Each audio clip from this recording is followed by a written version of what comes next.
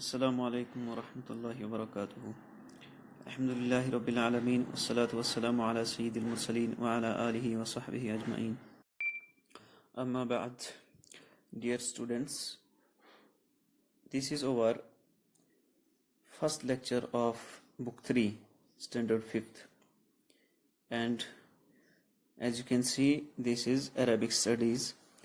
So today we will start our lecture. The first topic on this page is, as you can see, subject and object.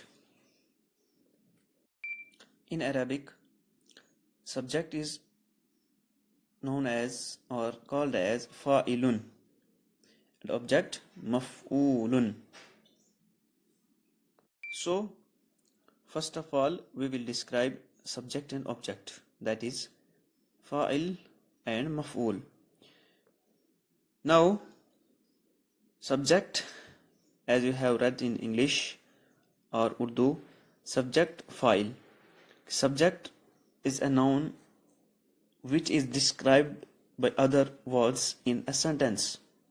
This is the definition number 1. And the second definition, that the subject is the word which performs an action in the sentence. In Arabic or Urdu, subject یا fa'il وہ اسم ہے sentence میں کہ جو کوئی action کرتا ہے، جو کوئی کام کرتا ہے، یا یہ وہ اسم ہے کہ جس کے بارے میں کوئی انفارمیشن ہمیں دی جاتی ہے۔ ایگزامپل، ہم ایک دو ایگزامپلس لکھیں گے۔ Now see these examples in English. Aslam is a teacher, so Aslam here is subject. کیوں؟ کیونکہ اسلم کے بعد کا جو سینٹنس ہے از اے ٹیچر، یہ سینٹنس یا یہ انکمپلیٹ ورڈز اس اسلم کے بارے میں ہمیں کچھ انفارمیشن پرووائڈ کر رہے ہیں، تو اسی لیے ہم کہیں گے کہ اسلم کیا ہے؟ سبجیکٹ ہے، یعنی اس سبجیکٹ کے بارے میں ہمیں کچھ انفارمیشن مل رہی ہے۔ اور دوسرے سینٹنس میں Aslam ate the orange, Aslam نے اورنج کھایا، تو اسلم نے یہاں پر کیا کیا؟ ایکشن ورڈ یا ایکشن، اس نے یہاں پر کوئی کام کیا، تو کام کرنے والے اسم کو بھی کیا کہا جاتا ہے؟ سبجیکٹ اور فائل۔ تو ہم عربک میں اب فائل کس کو کہتے ہیں وہ ذرا پڑھیں گے۔ تو اسٹوڈنٹس یہاں پہ دیکھیں، الفائل یعنی جو ہمارے پاس سبجیکٹ ہے، اس کی کیا ڈیفینیشن ہے عربک میں؟ عربک میں فائل کس کو کہتے ہیں؟ الاسم الذي يصدر عنه الفعل ويأتي بعده، یعنی یہ فائل وہ اسم ہے، فائل وہ اسم ہے، وہ ناؤن ہے کہ جو ایکشن کرتا ہے، وہ اسم وہ ناؤن جو ایکشن کرے، جو کوئی کام کرے سینٹنس میں، وَيَأْتِي بَعْدَهُ، اور اس کام، اس فعل، اس ورب کے بعد یہ اسم آتا ہے۔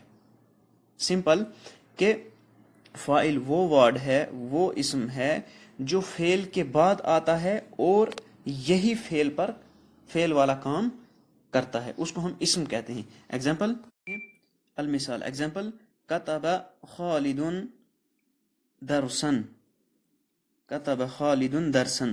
کتب کا میننگ، کتب فعل ہے، ٹھیک، کتب لکھا، خالد خالد نے، درسن درس کو، لیسن کو، خالد نے لیسن لکھا، خالد نے درس لکھا۔